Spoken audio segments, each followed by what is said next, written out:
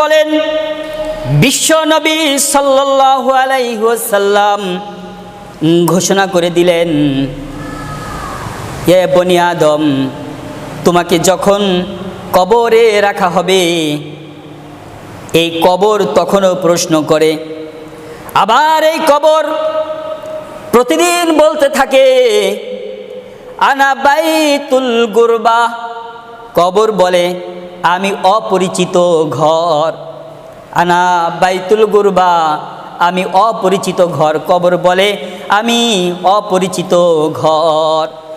কবর 2 নম্বরে বলতে থাকে, আনা বাইতুল ওয়াহদা, আমি হলাম একাকিত্বের ঘর। কবর 3য় বলতে থাকে, আনা বাইতুদ্দুদ, আমি হলাম পোকামাকড়ের ঘর। কবর 4র্থ নাম্বার বলতে থাকে, আনা বাইতুত তুরাব, আমি হলাম মাটির ঘর। এই ঘরে আসার পূর্বে তোমরা তোমাদের নিজেদেরকে প্রস্তুত করে নাও। যদি নিজেদেরকে প্রস্তুত করতে না পারো, তাহলে খুব ভালো করে জেনে নাও, আমি যে অপরিচিত ঘর, আনা বাইতুল গুরবা, এই অপরিচিত ঘরে তোমাকে কেউ পরিচয় অর্জন করিয়ে দিবে না। শুধু তাই নয়, তোমার সাথে কেউ পরিচয় অর্জন করতেও আসবে না। পৃথিবীতে যখন তুমি কোনো ঘরে, ঝুপড়ি ঘরেও যদি একা থেকেছ, তোমার ওই ঘরের মাঝে তোমাকে কেউ না কেউ পরিচয় অর্জন করতে এসছে। সমাজের কোনো ব্যক্তি তোমার একটা ভোটের জন্য হলেও আসছে। যদি দুঃখ দুর্দশায় থেকেছ, চাল ডাল কি লাগবে তাও তোমার ঝুপড়ি ঘরে তোমাকে দিয়ে গিয়েছে। কিন্তু আমি এমন ঘর, যেই ঘরের মাঝে আল্লাহর রহমত ছাড়া আর কোনো কিছুই প্রবেশ করতে পারবে না। এজন্য বুঝে বুঝে পৃথিবী থেকে আসার আগেই আমার ভেতরে যে তুমি আসবা, সেই চিন্তা করে তুমি এসো। তারপরে কবর বলে, আনা বাইতুল ওয়াহদা, আমি হলাম একাকিত্বের ঘর। এই একাকিত্বের ঘরের মাঝে তুমি সঙ্গী পাবে না, তবে সঙ্গী পাবে তারা যারা শুধুমাত্র আল্লাহর ইবাদত করে করে নিজেদেরকে বিলীন করে দিয়েছে। তাদের নামাজ তাদের সঙ্গী হবে, তাদের রোজা তাদের সঙ্গী হবে, তাদের সালাত তাদের সঙ্গী হবে, তাদের যাকাত তাদের সঙ্গী হবে, তাদের ভালো কাজগুলি তাদের সঙ্গী হয়ে যাবে।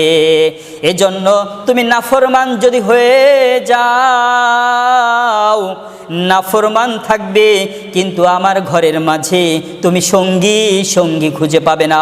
শুধু কষ্ট, শুধু যন্ত্রণা ভোগ করতে হবে। এজন্য খুব ভালো করে বুঝে নাও, আমার মাঝে আসার আগে ইবাদতগুলিকে সঙ্গী করে নাও।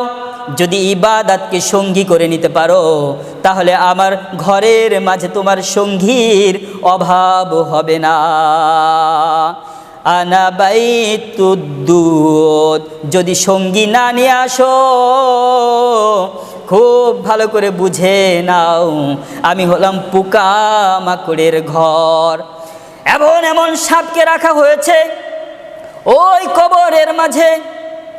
গুনাহগার ব্যক্তি যে আল্লাহ তাআলার নাফরমানি করেছে, তার কপালে একবার ধ্বংসন করার পর যন্ত্রণায় ছটফট করে বোধহয় শেষ হয়ে যাবে।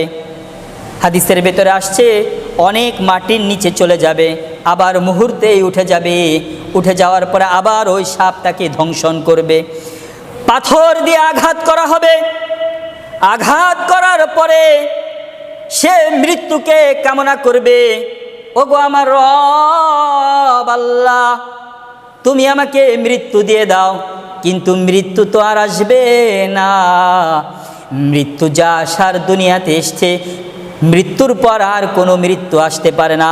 তাই তোমার আর মৃত্যু হবে না, ওই কবরের জগতে থেকে শুধু শাস্তি আর শাস্তি ভোগ করতে হবে।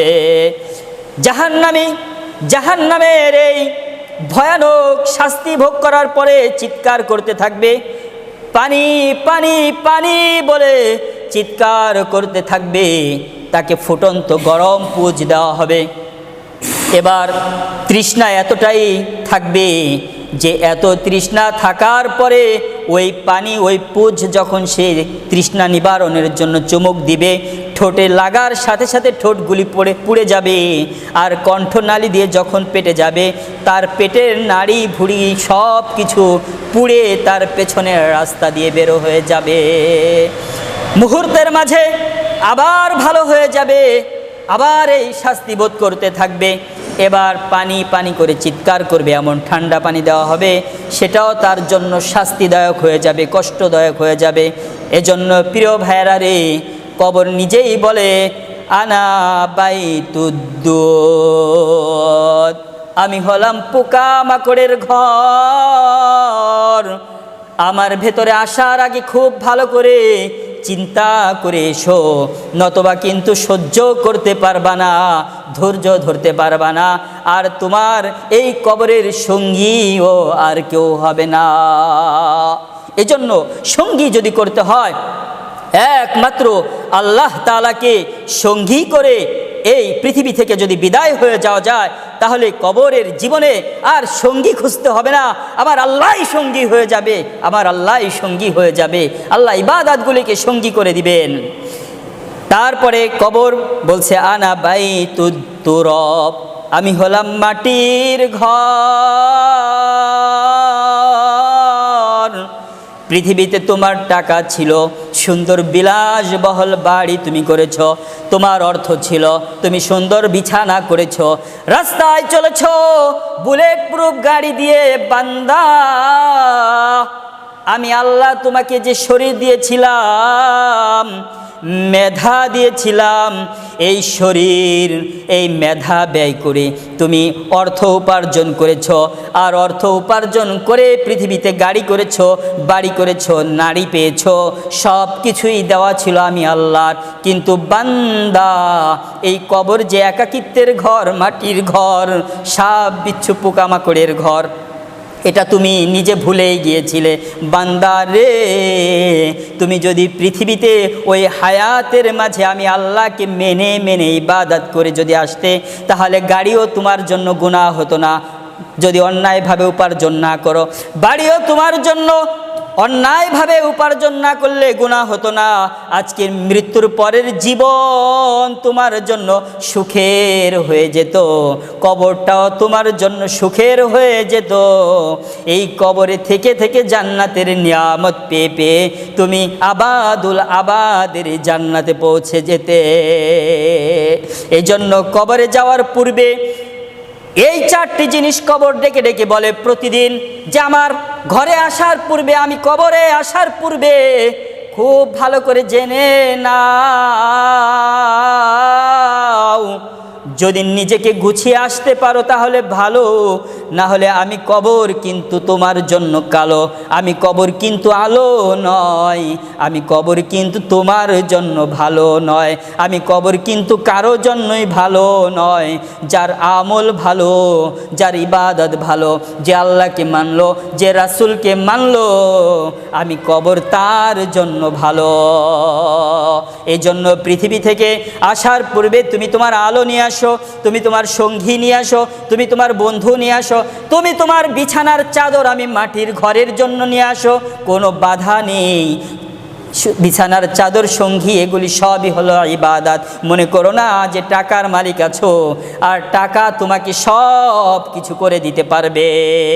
এজন্য প্রিয় ভাইয়েরা, ওই কবরে যাওয়ার পূর্বেই নিজেকে প্রস্তুতি গ্রহণ করে সকল পাপাচারগুলিকে ছেড়ে দিয়ে, অনাচারগুলিকে ছেড়ে দিয়ে শুধুই কেবলমাত্র আল্লাহ তাআলাকে ডেকে ডেকে বলতে হবে, আল্লাহ, ওগো আসমানের মালিক, জমিনের মালিক, তুমি ছাড়া আমার আর এই পৃথিবীতে কেউ নেই।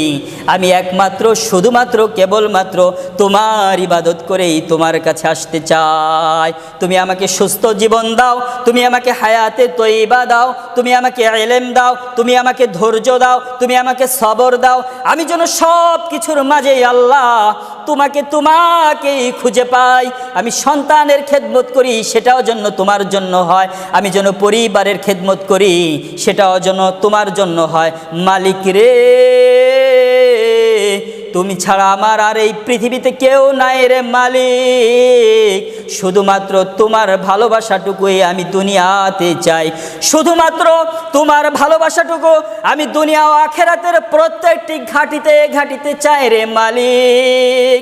তুমি যদি আমার হয়ে যাও তাহলে পৃথিবীতে আর কিছুই আমার লাগবে না। তুমি যদি আমার হয়ে যাও আখিরাতের জীবনেও আর কিছুই আমার লাগবে না।